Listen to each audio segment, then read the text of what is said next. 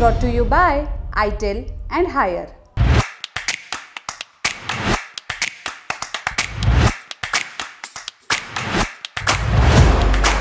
बेदिल हैदरी साहब लिखते हैं, भूख चेहरों पर लिए चांद से प्यारे बच्चे बेचते फिरते हैं गलियों में गुब्बारे बच्चे।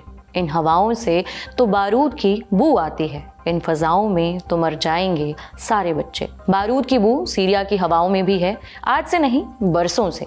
इन्हीं हवाओं में सांस लेती एक बच्ची की तस्वीर एक दशक पहले आई थी।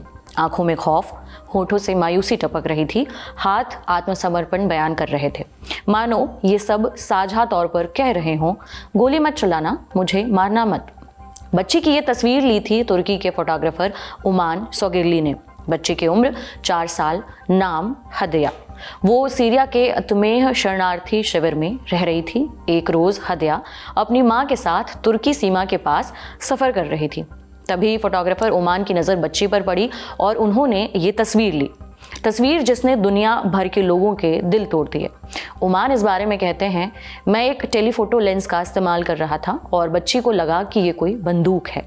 तस्वीर में हदिया कुछ ऐसे हाव भाव में आ गई मानो उसे बंदूक के बैरल से देखा जा रहा हो। ये तस्वीर बयां करती है एक देश की नई पीढ़ी में बच्चों में बसे खौफ को, भय जो 4 साल के मासूमों के जहन में भी घर कर गया है।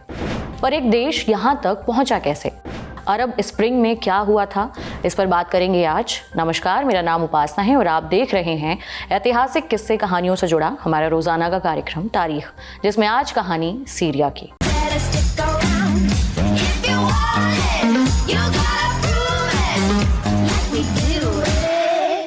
कांस्य युग के समय मेसोपोटामिया में कमाल की चीजें हो रही थीं, खासकर इसके दक्षिणी हिस्से में, जिसे आमतौर पर बेबीलोन कहा जाता है। ईसा से कुछ 2400 साल पहले यहीं धन दौलत से भरपूर सुमेरियन सभ्यता फली फूली। यहीं आज के इराक के उर में राजसी मकबरों की खुदाई की गई, जिसमें एक तरफ तो सोने का खंजर, बर्तन, नगीने, सोने के सिर वाला बैल जैसी तमाम चीजें मिली, वहीं दूसरी तरफ मिले हेलमेट, हथियार और युद्ध का सामान, जिसमें यहाँ की प्राचीन सभ्यता की झलक साफ दिखी। हालांकि वो बात अलग है कि आज ये सब कुछ ब्रिटिश संग्रहालय में रखा हुआ है, उसकी वजह से आप वाकिफ ही हैं। खैर, इससे इतर इस इलाके में मौजूद प्राचीन सीरिया की कहानी थोड़ी अलग मानी जाती थी। सुमेरियन लेख प्राचीन अमोरिटेस लोगों को पहाड़ों के गंवार कहते थे, जो अनाज नहीं जानते थे, जिनके घर नहीं होते थे, जिन्हें दफनाया नहीं जाता था और जो कच्चा मांस खाते थे। वहीं दूसरी तरफ इन्हीं अमोरिटेस लोगों ने सीरिया और मेसोपोटामिया में सभ्य शहरी राज्यों को बसाया, जिसमें बेबीलोन का पहला साम्राज्य भी शामिल था। ट्रेवर ब्रेयस अपनी किताब एफिशिएंट सीरिया अ 3000 ईयर हिस्ट्री में लिखते हैं, 1960 के दशक तक आमतौर पर प्राचीन सीरिया को कम पढ़े लिखे छोटे कबीलों के समूह से ज़्यादा नहीं माना जाता था, जो कि तत्कालिक मिस्र और मेसोपोटामिया की सभ्यता के सामने नहीं टिकती थी। पर सीरिया इससे ज़्यादा था और वाकई में तमाम टीलों के नीचे इसके सबूत दबे थे। बहुत समय तक मिडिल ईस्ट में प्राचीन सभ्यता के सबूत खोजे जाते रहे हैं, लेकिन ज़्यादातर ध्यान मिस्र वगैरह पर दिया जा रहा था। लेकिन इटली के पुरातत्वविद पाउलो मैथियनी ने अलग राह पकड़ी। इनको यकीन था कि सीरिया को पूरी तरह से नकारा नहीं जाना चाहिए और इन्होंने यहाँ के तेल मार्दिख का चयन अपनी खोज के लिए किया। खुदाई चालू हुई, सभ्यता के कुछ सबूत मिलते रहे, पर बड़ी खोज 4 सालों के बाद हुई। साल 1968 में एक बुत मिला। पता चला कि ये बुत देवी ईस्टर का था, जो प्राचीन एबला के राजा इबित लिम ने बनवाया था। प्राचीन शहर एबला के सुराग कई लेखों में मिलते रहे थे, पर इस बात पर शक था कि क्या तेल मार्दिख ही प्राचीन एबला था। साल 1974 में एक विशालकाय महल की खोज हुई और जमीन के नीचे से प्राचीन सीरिया की एक परत खुली और पता चला कि सीरिया में सभ्यता कितनी प्राचीन थी। वक्त बीतने के साथ कई साम्राज्य बदले, कई कबीले बसे और फिर दौर आया रोमन साम्राज्य का। ईसा से कुछ 64 साल पहले सीरिया रोमन जनरल पोम्पेई के हाथ आया। ये वही पोम्पेई है जो एक वक्त में सम्राट जूलियस सीजर के साथ था और एक वक्त पर विरोध में। बहरहाल इस दौर में इस इलाके में सांस्कृतिक और आर्थिक तरक्की देखी गई और एंटियोच जैसे शहर रोमन शासन में बड़े केंद्र के तौर पर उभरे। खैर, ये तो हो गई प्राचीन सीरिया की कहानी, एक फलती फूलती सभ्यता। पर यह सभ्यता युद्ध के मुंह में कैसे चली गई, इसकी कहानी ऑटोमन साम्राज्य से शुरू होती है। 1517 से 1918 के बीच अगले 400 सालों तक सीरिया ऑटोमन साम्राज्य का हिस्सा रहा, जो कि सीमाई सूबों की तरह शासित था, लेकिन ऑटोमन्स ने सीधा शासन रखने की बजाय स्थानीय लोगों के हाथ में कुछ अधिकार दिए। कुछ फ्यूडल लॉर्ड्स और कबीलाई मुखियाओं के हाथों में शासन की बागडोर दी गई। वहीं फूट डालो और राज करो की नीति के तहत कुछ शोषण भी किए गए। किसी को गाजर दी तो किसी को छड़ी। वहीं एक वक्त के बाद यूरोपीय शक्तियों ने भी इलाके में दस्तक दी, चूंकि ये इलाका व्यापार की नज़र से ज़रूरी था और यूरोप और एशिया के बीच एक कड़ी सा था, इसलिए कई यूरोपीय देश यहाँ दांव खेलने में रुचि रखते थे। ऐसे में फ्रांस और ब्रिटेन भी दो प्लेयर बने। फ्रांस ने मोरोनाइट ईसाइयों का समर्थन किया, तो वहीं ब्रिटेन ने स्थानीय डूज समुदाय पर दांव खेला, ताकि व्यापार के ज़रूरी रास्तों पर कंट्रोल किया जा सके। जान लीजिए कि उन दिनों ऑटोमन साम्राज्य दक्षिणी यूरोप तक फैला था। कई साल तक स्थायी शासन रहा, पर यहाँ के सुल्तान ने भी कई तरह की क्रांतियां देखी, उन्हें दबाने के लिए कठोर कदम भी उठाए। 1875 में हुई बोस्निया की क्रांति को क्रूरता से दबाया गया। दूसरी तरफ दुनिया भर में क्रांतियों का दौर था। 1905 में रूस, 1906 में ईरान, 1911 में चीन और 1910 में मैक्सिको ने क्रांतियां देखी। कुल मिलाकर कहें तो दुनिया भर में राजशाही के खिलाफ क्रांतियां फूट रही थीं, लोगों में असंतोष था। ऐसे माहौल में साल 1914 में पहला विश्व युद्ध भी दस्तक देता है, जिसमें ऑटोमन साम्राज्य जर्मनी के पाले में रहा। युद्ध चला, ब्रिटिश ने तख्तापलट की साजिश रची, अरब्स को अपनी तरफ मिलाया और साल 1918 में आमिर फैजल की अगुवाई में अरब सेना ने ब्रिटिश टुकड़ी के साथ मिलकर डेमेस्कस पर कब्जा कर लिया और 400 साल के ऑटोमन शासन का अंत हुआ। फिर वर्साइलेस का शांति समझौता होता है। फैजल अरब के स्वाधिकार का समर्थन करते हैं और साल 1920 में नेशनल कांग्रेस उन्हें सीरिया का राजा बना देती है। लेकिन फिर इसी साल सैन रेमो की कॉन्फ्रेंस होती है। ग्रेट ब्रिटेन, फ्रांस, इटली के प्रधानमंत्री इकट्ठा होते हैं। मकसद था ऑटोमन तुर्की साम्राज्य का भविष्य तय करना और नतीजतन सीरिया और लेबनान फ्रेंच कब्जे में दे दिए जाते हैं। इसके पीछे था साल 1916 का एक खुफिया समझौता, साइक्स-पिकॉट समझौता, जिसने मिडिल ईस्ट की नई तकदीर लिखने की शुरुआत की।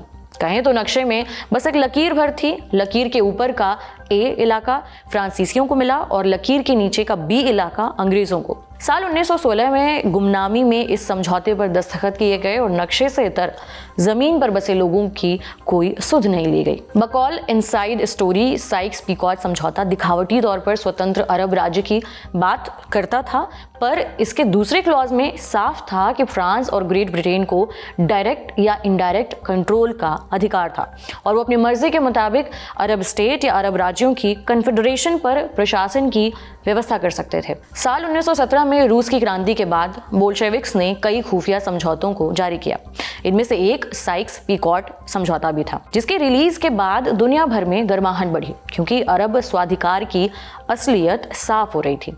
लेकिन औपनिवेशिक नीतियों में कोई बदलाव नहीं हुआ और विश्व युद्ध के बाद के समझौतों में ऑटोमन साम्राज्य को अपने अरब जमीन देने के लिए मजबूर किया गया। दूसरी तरफ ब्रिटिश और फ्रेंच साम्राज्य का बंदरबाट करने में लग गए और अरब्स को अपनी तकदीर तय करने का मौका नहीं दिया गया। खैर, समझौते वाले साइक्स का इस इलाके की राजनीति में एक और रोल रहा। इन्होंने यहूदी नेता चैम विजमैन और अंग्रेजों के बीच कई मीटिंग्स भी करवाई, जो बाद में इजराइल के पहले राष्ट्रपति बने। बहरहाल साल 1920 में सीरिया में फ्रांस का कब्जा हो गया और राजा फैजल को विदेश भागना पड़ा। कुछ साल फ्रांस का कब्जा रहा, लेकिन फिर राष्ट्रवाद पनपा, लोग बागी हुए और औपनिवेशिक फ्रेंच शासन के खिलाफ सिर उठाया। मामला बड़ा हुआ और फ्रांसीसी सेना को डेमेस्कस पर बमबारी तक करनी पड़ी। क्रांति को क्रूरता से दबा दिया गया। साल बीते, देश में संविधान बनाने की बात चली। साल 1928 में एक संविधान सभा का गठन भी हुआ, लेकिन फ्रेंच हाई कमीशन ने इसे नकार दिया।